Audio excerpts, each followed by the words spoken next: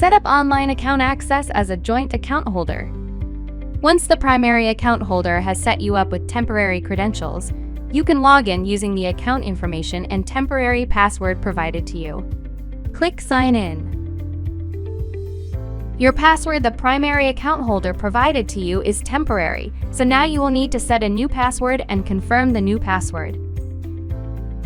To ensure you're logging into your account, you will also need to select an image that helps you identify that you are logging into your account. Select Change Password when done. On the following screen, you will be provided some helpful tips on how to keep your account safe. To further protect yourself, complete the security questions for your account. Include the answer and confirm the answer for questions 1 through 3 and click Save.